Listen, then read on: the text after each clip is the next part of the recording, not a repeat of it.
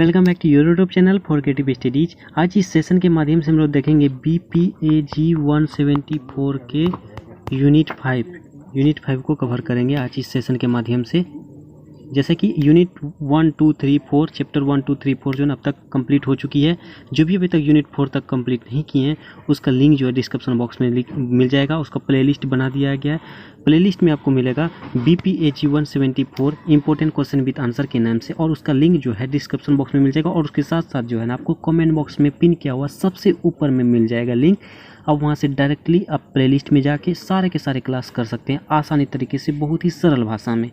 Okay, चलिए आज जैसे कि सेशन आज के सेशन में जो यूनिट 5 चैप्टर 5 इकाई 5 के बारे में देखेंगे। जैसे इसमें देखा जाए वैश्विक सामूहिक धरोहर और जलवायु परिवर्तन की अवधारणाएं, ये बहुत ही अच्छा है। इसमें से जरूर आपको क्वेश्चन देखने को मिलेगी। जैसे कि इसमें जो टॉपिक्स हैं इसमें ज़्यादातर इंपॉर्टेंट आपको रहेगा 5.2, 5.3, ये ज़्यादा इंपॉर्टेंट रहेगा। ओके, 5.2 और 5.3 देखिए इसमें से आपको जो ना 5.2 जो है आपको असाइनमेंट के क्वेश्चन में पूछा जा चुका है। 5.2 जो असाइनमेंट के क्वेश्चन में पूछा जा चुका है, तो आपको 5.3 हो सकता है कि आपके एग्जाम में पूछा जा सकता है। इसलिए अगर ये दोनों को कंप्लीट कर लेते हैं ये सब आसानी तरीके से आप समझ सकते हैं। ये सब जो है ना बाकी आप लोग एक बार देख लेंगे तो आसानी तरीके से समझ में आ जाएगा। ओके, और मैं ज़्यादा से ज़्यादा कोशिश करता हूँ जो इंपॉर्टेंट हो एग्जाम की नज़र से बहुत ही ज़्यादा महत्वपूर्ण हो उसको लाऊँ। ओके, चलिए देखिए 5.2 और 5.3 को हम लोग इस सेशन के माध्यम से देखेंगे और यूनिट इस प्रकार कंप्लीट हो जाएगा। आप 5.4, 5.5 जो ना आप एक झलक दे दीजिएगा तो आपको आसानी तरीके से समझ आ जाएगा। ओके, मैं इस तरह से एक्सप्लेन कर दूंगा, वो भी इसी तरह से समझ आ जाएगा। जैसे देखिए 5.2 यहाँ से आप देखिए 5.2 जो है आपका जो है ना वैश्विक सामूहिक धरोहर की अवधारणा, ये आपका असाइनमेंट के क्वेश्चन में पूछा जा चुका है आपके सेशन के लिए। ठीक है, आप हो सकता है एग्जाम के दृष्टिकोण से जो ना ये पूछा फिर से रिपीट कर सकता है। ठीक है ना, तो इसको ध्यानपूर्वक सुनिए मेरी बातों को क्या क्या बोल रहे हैं। देखिए वैश्विक सामूहिक धरोहर संसाधनों के विशेष संदर्भ में सामूहिक धरोहर की अधिक सामान्य अवधारणा का एक पहलू है। ये जो वैश्विक सामुदायिक है ये धरोहर जो होते हैं वो संसाधन, जैसे कि हमारी जो उपयोग में आने वाली चीज़ें संसाधन होती है उसके विशेष संदर्भ में, उसके महत्वपूर्ण संदर्भ में, उसके विषय में हम लोग जो सामूहिक समूह के रूप में जो धरोहर करते हैं उसमें अधिक सामान्य नॉर्मल तरीके से इसका एक पहलू है, बेहतरीन तरीके से पहलू है जो है। ठीक है, आगे कहा जा रहा है इसलिए वैश्विक समुदाय की अवधारणा को समझने के लिए समुदाय की अवधारणा को समझना सबसे पहले अनिवार्य है। ये देखिए वैश्विक समुदाय की अवधारणा को समझने से पहले जो है हम लोग को समुदाय के बारे में समझना बहुत ही ज़्यादा जरूरी है। ये समुदाय क्या होता है, समुदाय के लिए हम लोग के समुदाय धरोहर क्या होता है, इसके बारे में अगर समझ जाते हैं तो वैश्विक समुदाय जो हम लोग समझेंगे। समुदाय मतलब कि आपके जो है ना आप छोटे मोटे समुदाय जैसे गांव समाज के एक समुदाय है पहले उसको समझेंगे तब तो आप पूरे विश्व का समुदाय को समझेंगे। इसलिए इसमें कहा जा रहा है पहले मतलब समुदाय को समझना है, उसके बाद विश्व स्तर के वैश्विक समुदाय को समझ सकते हैं। ओके, चलिए देखिए आगे कहा जा रहा है। इसमें देखिए फर्स्ट पॉइंट में आपको सामूहिक धरोहर कॉमन्स के बारे में कहा जा रहा है। जैसे एक थिंकर हैं, एक विचारक हैं, वो अपनी पुस्तक में जो है जिसका नाम है सूजन जे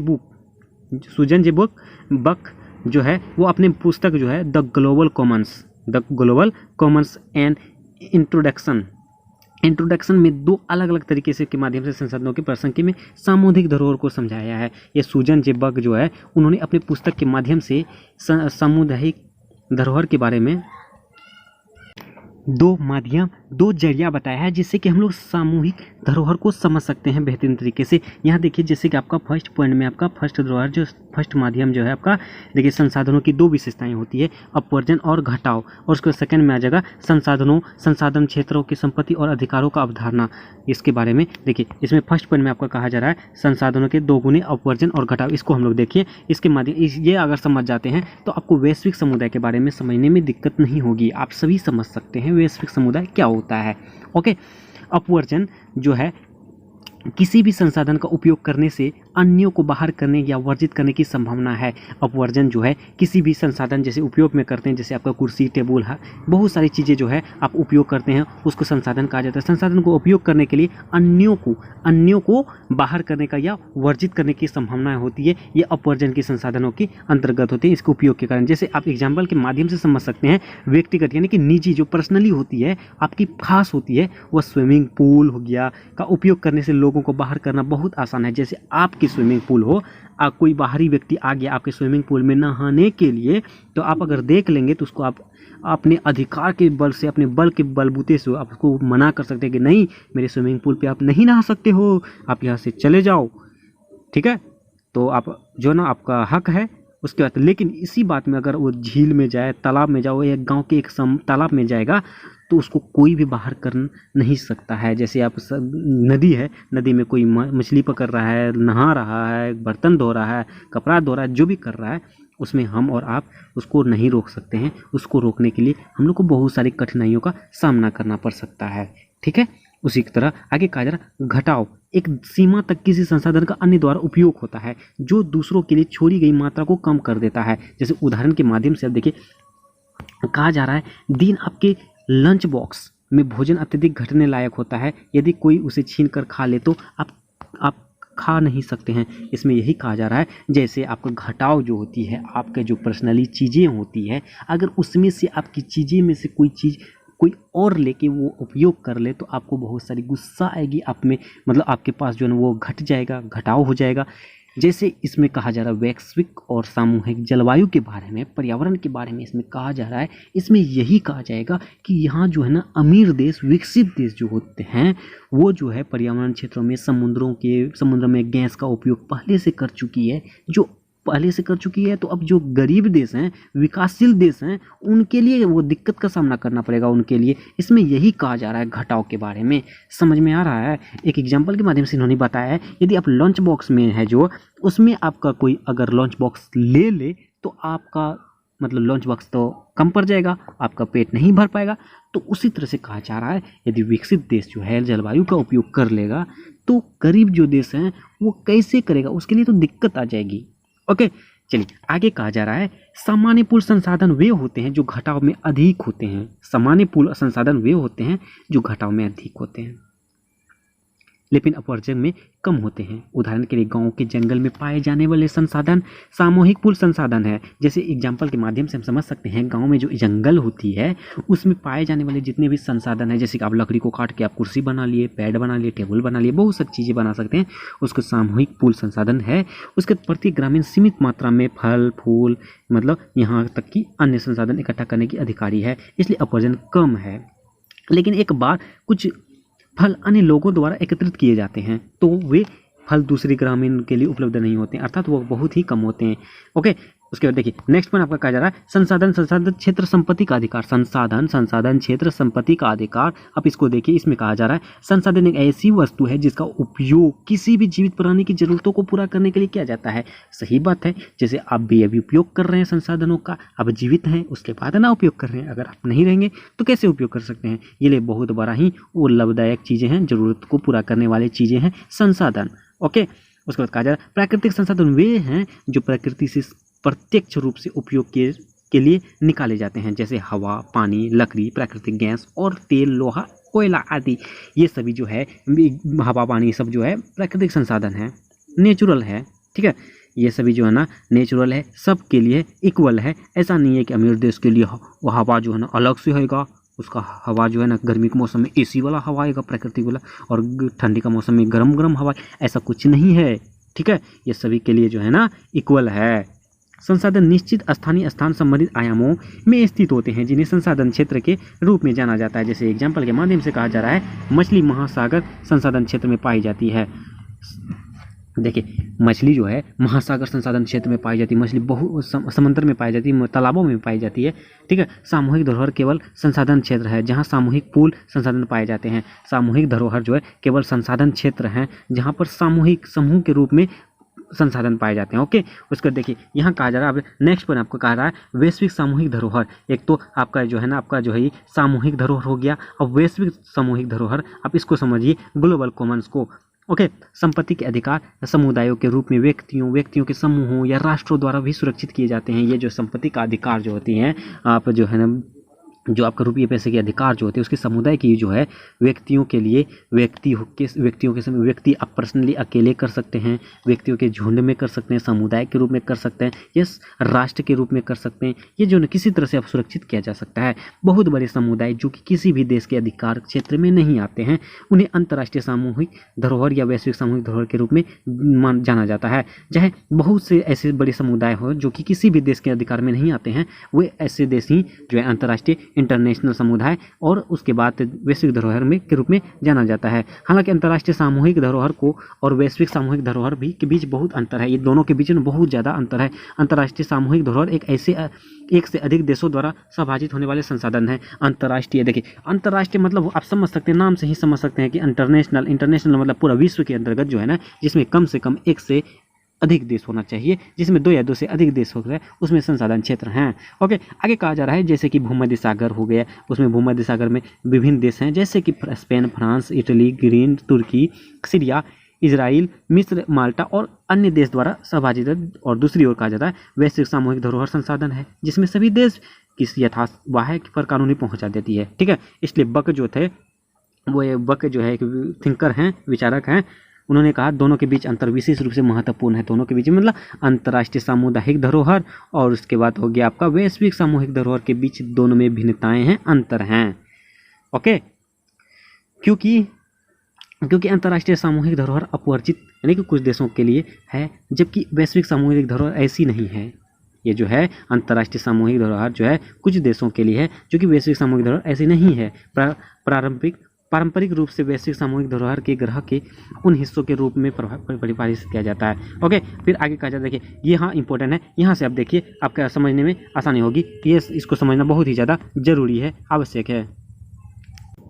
ऐतिहासिक रूप से सामूहिक पूल संसाधन सरकारों और व्यक्तियों द्वारा जितना शीघ्र संभव हो निकाल लिए जाते हैं। केवल 4 वैश्विक सामूहिक धरोहर मुख्य रूप से प्रवृत्ति के अपवाद के रूप में बने हैं, क्योंकि उन पर पहुंचना कठिन था, इसलिए अतिरिक्त उनके पास मौजूद संसाधनों का मूल्य उन्हें प्राप्त करने के प्रयास को सिद्ध करने के लिए पर्याप्त नहीं था। ये देखिए कुछ 4 ऐसे माध्यम हैं, ऐसे पॉइंट हैं जो हमारे जो है वैश्विक सामूहिक धरोहर का मुख्य रूप से अपवाद के लिए बने हैं। उसमें से देखिए सबसे पहला आ गया प्रमुख समुद्र यानी महासागर। ये सभी के लिए इक्वल है, सभी के लिए सभी उपयोग कर सकते हैं, चाहे गरीब देश हो, अमीर देश हो। फिर दूसरा अंटार्कटिका हो गया, तीसरा वातावरण हो गया, चौथा अंतरिक्ष हो गया। ये सभी चारों चीज़ें जो ऐसी हैं जो सभी के सभी उपयोग कर सकते हैं, चाहे गरीब हो अमीर हो। ओके, फिर हालांकि हाल के वर्षों में विज्ञान और प्रौद्योगिकी की आश्चर्यजनक प्रगति हुई। ये दोनों हाल के वर्षों में जो है ना विज्ञान जो है साइंस और टेक्नोलॉजी का जो है बहुत ही ज़्यादा प्रोग्रेस हुई, प्रगति हुई और संसाधनों की मांग में कई गुना वृद्धि हुई।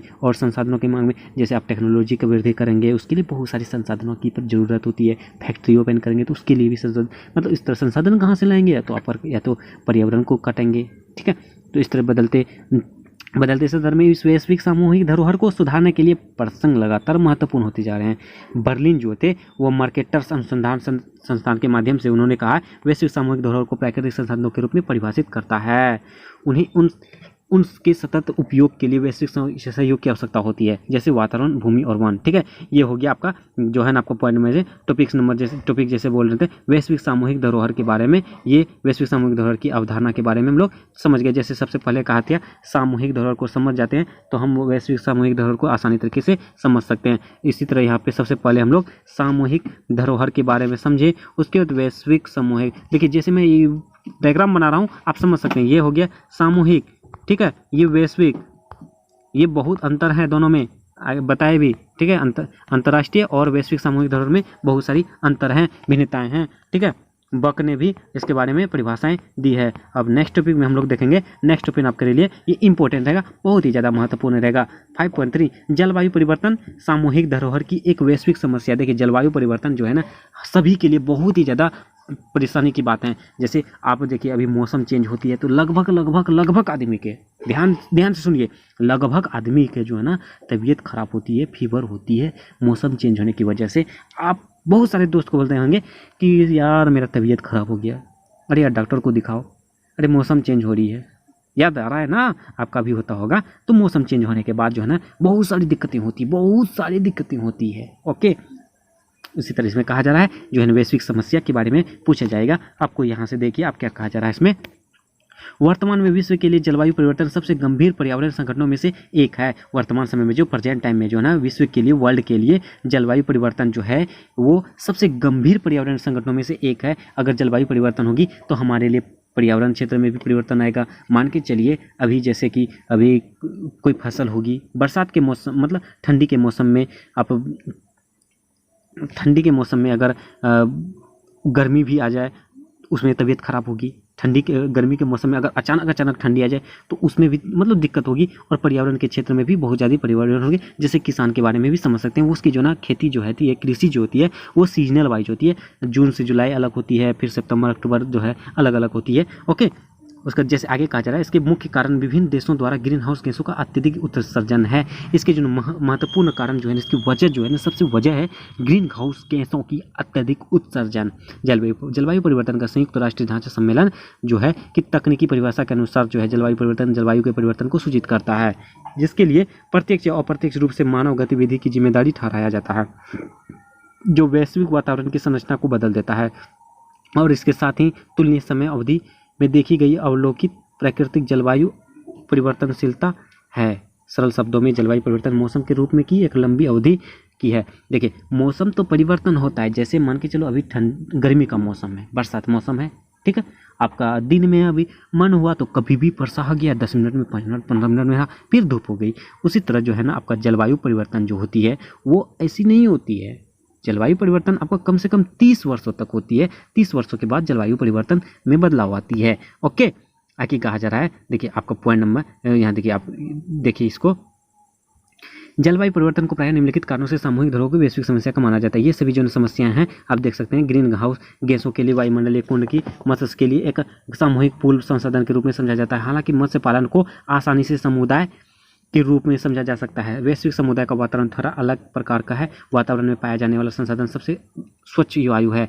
यद्यपि इसे निकाला नहीं जाता, यह प्रदूषण के संकलित होने से दुर्लभ हो जाती है। इसमें कहा जाता है ग्रीन हाउस गैस जो है वो वायुमंडल के तरह में वायु को, सिंक को जो ना, जैसे मत्स्य हो गया, मछली पालन हो गया, उसको जो ना सामूहिक पूल के रूप में समझा जाता है। ओके, मत्स्य पालन को आसानी तरीके से हम लोग ग्रीन हाउस के माध्यम से उसको मतलब प्रदान कर सकते हैं, मछली प्रदान कर सकते हैं। यहाँ पे आप देख सकते हैं जैसे आपका कहा रहा है। उसके नेक्स्ट पॉइंट है, किसी भी क्षेत्र या किसी भी राष्ट्र को वायुमंडलीय अवशोषित क्षमता की पहुंच से पृथक करना मुश्किल या लगभग असंभव है। ये किसी भी क्षेत्र हो गया, किसी भी राष्ट्र हो गया, जैसे वायुमंडल अवशोषण, उसके वायुमंडल को जो ना दूषित करना, अवशोषण करना, उसके लिए जो ना पृथक हो गया है और मुश्किल, लगभग असंभव ही हो गया है। पहले कर सकता था। उसके बाद देखिए, कुंड सेवाओं के रूप में वातावरण विरोधी या घटने योग्य है, क्योंकि यह उपभोक्ता द्वारा उपयोग की जाने वाली एक इकाई दूसरे के लिए उपलब्ध नहीं है। कार्बन उत्सर्जन जो है ना हमारे लिए बहुत ही ज़्यादा हानिकारक है। ये कार्बन अवशोषण को क्षमता के लिए हम लोग को काफ़ी रूप से देखा जाता है। ये देश के उत्सर्जन में अन्य देशों की उपलब्ध अवशोषण क्षमता कम होती जाती है। ये कुंड हवा सेवाओं जो होती है, हमारे कार्बन उत्सर्जन जो है वो हवा को परिवर्तन कर देता है, कार्बन अवशोषण के रूप में बदल देता है। उसकी क्षमता में के रूप में हम लोग उपयोग कर सकते, देखा जा सकता है। उसके बाद आगे कहा जा रहा है, वातावरण में विभिन्न देशों द्वारा वायुमंडलीय ग्रीन हाउस गैसों द्वारा अत्यधिक उत्सर्जन हो रहा है। ये जो है वातावरण जो है ग्रीन हाउस गैस के द्वारा ना अत्यधिक उत्सर्जन हो रहा है। उसका मतलब क्या बोलते हैं उसको, दुर्लभ प्रभाव पड़ता है। ये वातावरण की प्राकृतिक कुंड क्षमता से बाहर चला गया है, जो वायुमंडल के परिवर्तन का कारण बन रहा है। ठीक है, अंतर्राष्ट्रीय समुदाय वैश्विक समुदाय धरोहर से वायुमंडल के में संरक्षण की तत्काल आवश्यकता को स्वीकार करता है, लेकिन नियमों के अनुसार मतभेद है। पहलुओं को आप अपने चर्चा कर सकते हैं। यही है जलवायु परिवर्तन की महत्वपूर्ण समस्याएं। आप सभी समझ सकते हैं, जलवायु परिवर्तन सामूहिक धरोहर की एक वैश्विक समस्याएं जो है आप सभी के लिए यही है। आप सभी एक बार फिर से वीडियोज को देख लीजिएगा, सुन लीजिएगा, समझ में आ जाएगी। तो हम लोग जैसा कि आप सभी को बताए थे, और मैंने इंपॉर्टेंट टॉपिक्स में भी जो है प्रीवियस ईयर के क्वेश्चन भी पोस्ट किया था, उसमें भी मैंने ये दोनों टॉपिक्स के बारे में चर्चा किया था कि यह इंपॉर्टेंट हो सकती है। तो अब देखिए, अगर ये आप बाकी के द्वारा से आप जो है थोड़ा सा आप एक नज़र डाल देंगे तो आसानी तरीके से आपका हो जाएगा। इसी तरह से है, ठीक है ना। तो इसमें आप यूनिट 5 जो है हम लोग कवर कर चुके हैं, दोनों के दोनों टॉपिक्स। ये आप दोनों को एक बार फिर से रिवीजन कर लीजिएगा, ताकि आपको जो है आसानी तरीके से क्लियर हो जाएगा। ठीक है, अभी आज तक देखें 5 यूनिट कंप्लीट हो चुकी है। और एक बात, आप सभी जो है अपने मेरा एक्सप्लेनेशन के बारे में ज़रूर कमेंट कीजिए, जैसा एक्सप्लेनेशन है उसके बारे में। उसके बाद वीडियो पसंद है तो लाइक कीजिए, और चैनल में न्यू है प्लीज़ चैनल को सब्सक्राइब कर लीजिए, बेल आइकन को हिट कीजिए। और बहुत ही जल्द यूनिट 6 आने वाली है, तो उसके लिए बेल आइकन को हिट करना जरूरी है, ताकि आपको पता चल जाए। ठीक है, चलिए मिलते हैं नेक्स्ट वीडियो में, तब तक के लिए thank you, all the best.